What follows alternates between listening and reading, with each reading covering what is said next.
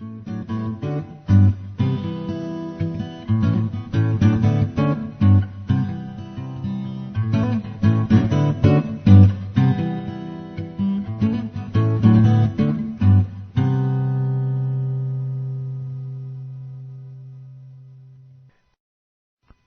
Sirah speaks of another interrogation. Ishak, a young man, was brought to the apostle and beaten. When the Muslims were displeased with his answers, they beat him soundly. Watching the interrogation while performing 2 prostrations, the prophet interrupted the proceedings and said, "Mecca has thrown us pieces of its liver." But alas, the intended target escaped the raiders' grasp. Ishak, Abu Sufyan changed the caravan's direction from the shore road, traveling as quickly as possible. Ishak, when Sufyan saw that he had saved his caravan, he sent word to the Quraysh, "Since you came out to save your caravan, your men and property, go back home." Some of the militant militia left, but Abu Jahl said, "Badr was the site of an Arab fair. We are going to spend a few days, slaughter camels, feast, drink wine, and have some girls play for us." The non-partiers said, "We came out to protect our property and defend our men. There is no point of staying to fight," so they returned to Mecca. On the Muslim front, we discover that Muhammad wasn't much of a general. We are told that a man named Hubab asked him, "Ishak, did Allah order you to occupy this place so that we have no choice, or was this position chosen as a matter of opinion for military tactics?" When Muhammad said that Allah had not spoken to him about it, the Ansar chief saved the day and ruined the world. "This is not the proper place," Hubab said. "We should go to the well nearest the enemy, stop up all the other wells, and deprive them of water. Then Sa'd say, 'Prophet, let us build you a booth of palm fronds from which you can watch the battle safely.' The apostle thanked and blessed them." So let the battle begin. Tabari. When the Quraysh advanced, Muhammad threw dust in the direction of their faces, and Allah put them to flight. The Meccan merchant force and the prophets pirates met, and Allah gave victory to his messenger, shamed the unbelievers, and satisfied the Muslims' thirst for revenge on them.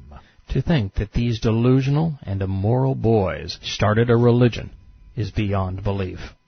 Ishak. When the apostle saw them, he cried, "Allah, they called me a liar. Destroy them this morning." Jeremiah he was not. The Meccans, however, were civilized. Ishak. Utbah rose to speak. "Let us turn back and leave Muhammad to the rest of the Arabs. If we fall upon him, we will be hunted for having slain the son or brother of our kin." Tabari. The prophet said to his companions, "You are the same number as the people of Saul on the day he met Goliath."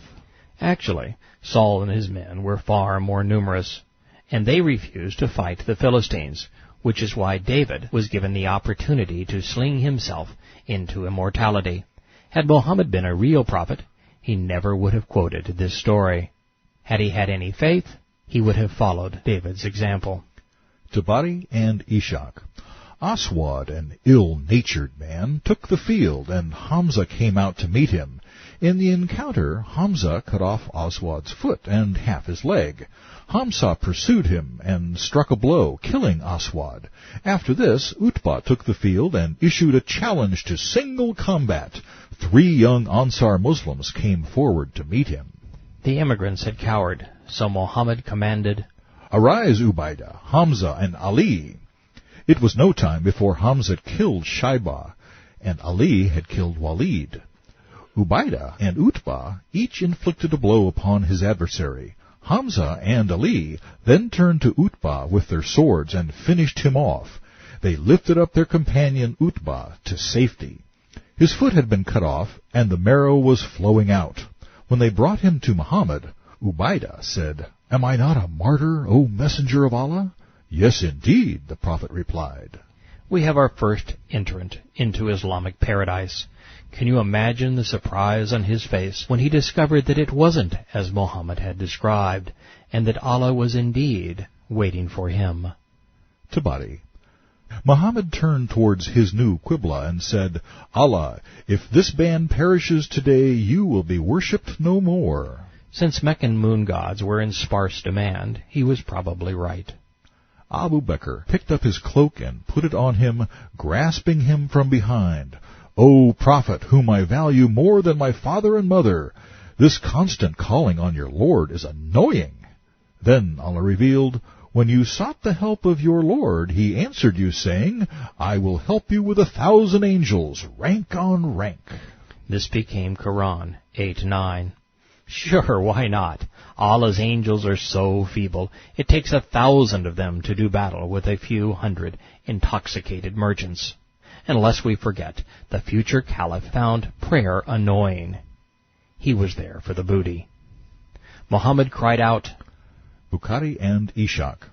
Here is Gabriel holding the reins of a horse and leading the charge. He is equipped with his weapons and ready for the battle. There is dust on his front teeth.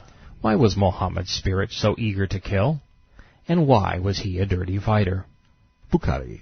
Gabriel came to the Prophet and said, How do you view the warriors of Badr? The Prophet said, I see the fighters as the best Muslims.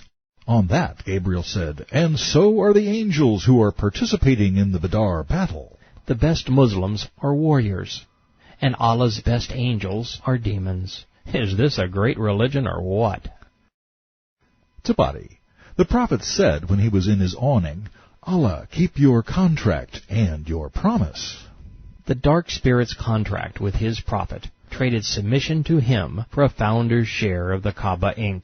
His promise was to make Muhammad rich, powerful, and amply sexed. Bukhari. Abu Bakr took his hand and said, This is enough, Prophet. You have tired your Lord with your pestering.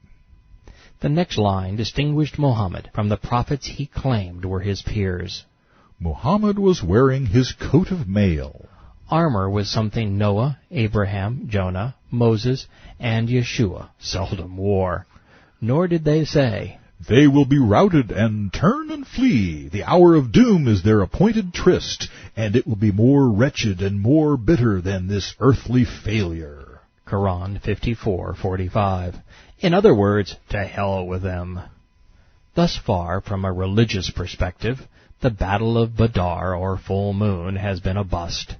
But things were about to change. Tabari. Mihaja, the Mawla, slave of Umar, the future caliph, was struck by an arrow and killed. He was the first Muslim to die. Mahaja's death must have rattled the militants, because Muhammad was forced to preach a sermon that would make him the prophet of doom. Ishaq and Tabari. Allah's messenger went out to his men and incited them to fight. He promised, Every man may keep all the booty he takes. Then Muhammad said, By Allah, if any man fights today and is killed fighting aggressively, going forward and not retreating, Allah will cause him to enter paradise. They were just words, sound waves that filtered through the air. Yet they have reverberated for 1,400 years. They echo still. Umayyar, who was holding some dates in his hands and eating them, said, Fine, fine, this is excellent. Nothing stands between me and my entering paradise except to be killed by these people. He threw down the dates, seized his sword, and fought until he was slain. The means behind the madness had finally materialized. Muhammad told his fellow militants that their reward was Allah's paradise. All they had to do to earn their prize was to die murdering others in pursuit of booty. This Muslim militant, this disciple of Muhammad, this misguided youth who had gone off on a terrorist raid to kidnap defenseless civilians and steal their possessions, died shouting these words, Ishaq, I am fighting in Allah's service. This is piety and a good deed. In Allah's war I do not fear as others should, for this fighting is righteous, true, and good. Consider the number of times the Quran has spoken of righteous, true, and good deeds. Now you know Allah's definition of piety, and what a good deed actually represents. You also learned Muhammad's definition of a good Muslim. In a way, Mohammed may have been right. If he was speaking on behalf of Satan, not Gabriel, as I suspect, fighting aggressively for booty would have earned a murdering thief direct admission to Satan's paradise. As for Muslim martyrs finding virgins, I wouldn't bet my life on it.